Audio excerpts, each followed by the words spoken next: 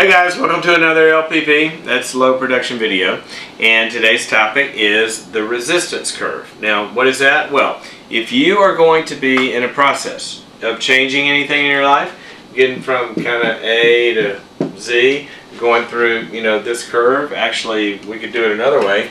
We could say A to Z is kind of like, hopefully you're going in the upward direction, right? There's a pretty predictable path to that. And a lot of times what people don't understand is that that path has kind of, after the beginning, a hard spot. And here's today's topic. If you understand the hard spot that you're going to hit and you get ready for it, then you'll be able to make it to the other side. If you don't, then it's probably going to get you and stop your progress, okay? So think about some areas of your life. If you think about, like, clinically getting over some fear or phobia or anxiety or a depression or an addiction or some kind of habit pattern, or relationally, let's say you're single and out there dating, you've been in this relationship, you try to leave it, but when you leave it, you get lonely and depressed and you miss the person and you go back and then you're not happy and then you leave it again. You kind of have that cycle and staying caught up in that thing's keeping you from a good relationship out there. Or in your career in some way, let's say that you're wanting to start a new business or start a new upward path in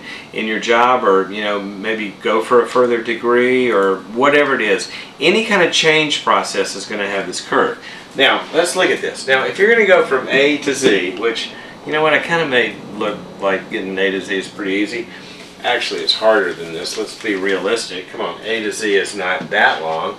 A to Z is more like this kind of process, right? But don't get discouraged because we're going to do this. Okay, here's what happens. In the beginning, you got a positive or a negative kind of thing that gives you energy and motivation. On the positive side, you might have a vision. You look out here and you say, oh my gosh, I would like for my life to look like that. I'd like to go get a degree, or I'd like to lose 50 pounds or something like that. And so the vision gives you energy and it gives you motivation. Another thing that gives you energy and motivation is pain. These two things, vision and pain. You're in some sort of thing that's not working well, it's causing you despair, and you're motivated by that pain to change. So what do? You hop into the process. Now when you hop into the process, you start to go in this energy and all of this motivation and that good stuff, and you're barreling forward, and you go to your classes or you go to the gym or whatever it is, and you keep going, and then you start to hit this climb right here. And this area right here becomes very frustrating for a number of reasons. You're trying to pull something off you've never done before. So you hit fear, or you hit anxiety, or you hit a lack of skills. You're going to go out there in the dating world, you really don't know how to talk to people, or you don't know how to, choose well, or whatever it is. Or you're starting to try to really get committed and do better in your career, but you really don't know how to talk to customers at that level, or whatever it is. So you hit the hard spot. Now here's what happens. Whenever we hit hard spots, what we will do, anxiety, fear, lack of skills, fear of the unknown, rejection, failure, let's put all that beautiful stuff in there. Rejection, let's just get it all out there, because you know what, it's real. It doesn't have to run your life, but let's just call it what it is. This is not easy. If it were easy to change their lives, everybody would be doing it. But here's what happens to most people. They want to do it, and they start doing it, but they hit this negative stuff, and here's the little LPV. When you hit this, if you don't have a strategy, and you don't have a plan, what you're going to do is you're going to go into your default pattern.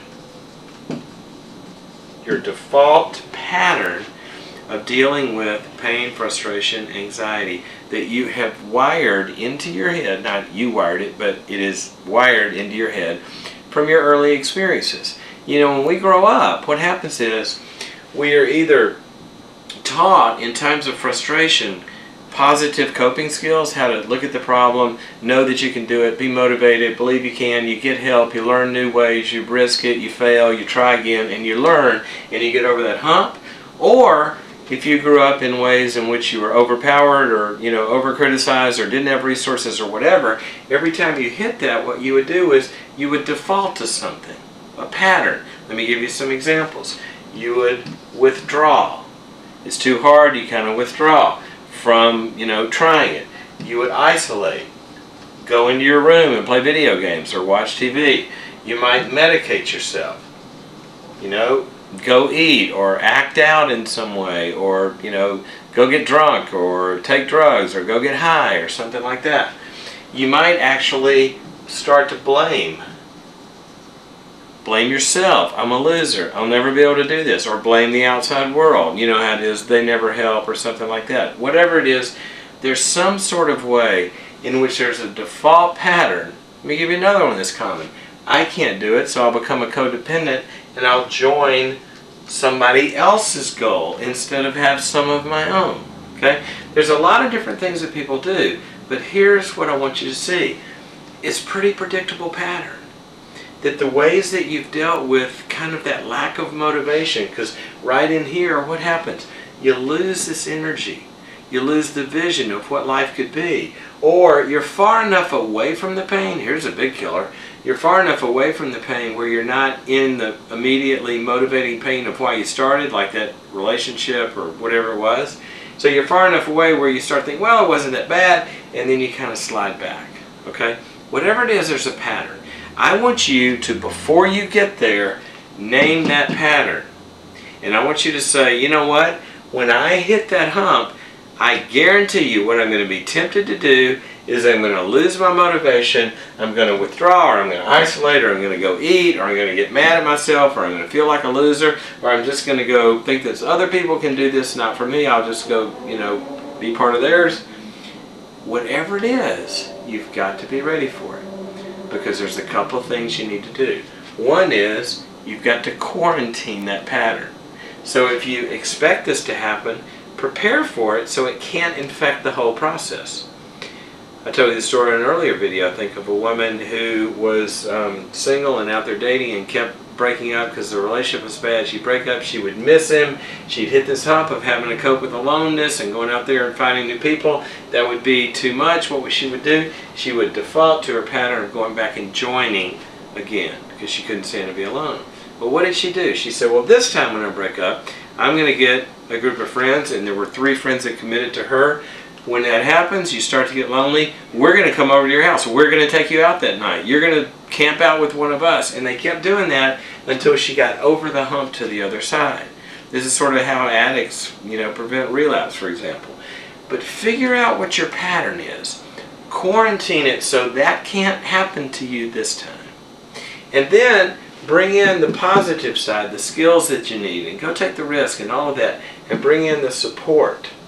One of the things we know about the change process is right in here, this is where you need the most positive support to bring this energy back to keep you moving and keep you motivated. Now, if you get over this hump, what happens is your brain is starting to get new patterns in it, and it's starting to actually get wired to succeed.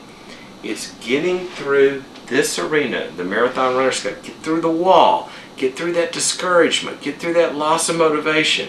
By protecting yourself, normalizing it, this fear is going to be normal, the anxiety is going to be normal. Nobody ever changed without anxiety. It's a normal part of the curve.